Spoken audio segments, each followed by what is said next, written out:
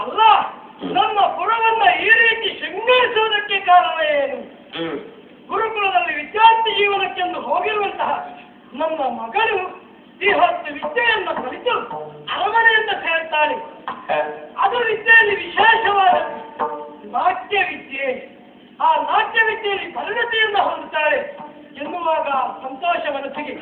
ಯಾಕೆಂದ್ರೆ ನನ್ನ ಮಡದಿಯು ನರ್ತಕಿಯೇ ಹೌದು, ನಾಟ್ಯಗಾರ್ತಿಯೇ ಹೌದು. ವಿಶೇಷವಾದ ನಾಟ್ಯವನ್ನು ಮಾಡುವುದರ ತನ್ಮೂಲಕವಾಗಿ ಆಕೆ ನಟರಾಜನ ವಿಗ್ರಹವನ್ನು ಬಹುಮಾನವಾಗಿ ಪಡೆದಿದ್ದಾಳೆ ಒಂದು ಕಾಲದಲ್ಲಿ.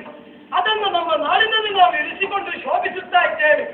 ಯಾರು ನಮ್ಮವರನ್ನು ನಾಟ್ಯದಲ್ಲಿ ಗೆದ್ದವರು ಇನ್ನೊಬ್ಬರಿಲ್ಲ.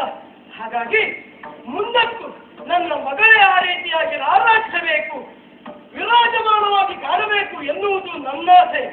ಆ ಕಾರಣಕ್ಕಾಗಿ ಗುರುಗಳಲ್ಲಿ ನೃತ್ಯಾಭ್ಯಾಸಕ್ಕೆಂದು ಬರೆಸಿಕೊಟ್ಟಿದ್ದೇನೆ. ನನ್ನ ಮಗಳು ವಿವಿಧ ರೀತಿಯ ನೃತ್ಯವನ್ನು ಅಭ್ಯಾಸ ಮಾಡಿ ಅರಮನೆಯನ್ನು ಸೇರಿಕೊಳ್ತಾಳೆ. ಅಲ್ಲ, ನಾಳೆ ದಿನ ನಡೆಯುವಂತಹ ಸ್ಪರ್ಧೆಗಳಲ್ಲೆಲ್ಲ ಭಾಗವಹಿಸಿ ಗೆದ್ದು ಕೀರ್ತಿಯನ್ನು ಪಡೆಯುತ್ತಾಳೆ. ಆ ಕುರಿತಾಗಿಯೇ ಹಂಬಲಿಸುತ್ತಾ ಇದ್ದೇನೆ. ನನ್ನ ಮಗಳು ಈ ದ್ವಾರದಲ್ಲಿ ಬರಬಹುದಲ್ಲ, ಹೀಗೆ ಬರಬಹುದಲ್ಲ, ನೋಡು ಯಾವ ಕ್ಷಣದಲ್ಲಿ ಬರ್ತಾಳೆ ಎನ್ನುವಂತಹ ಆ ನಿರೀಕ್ಷೆಯಲ್ಲಿರ್ತೇನೆ ನೋಡು.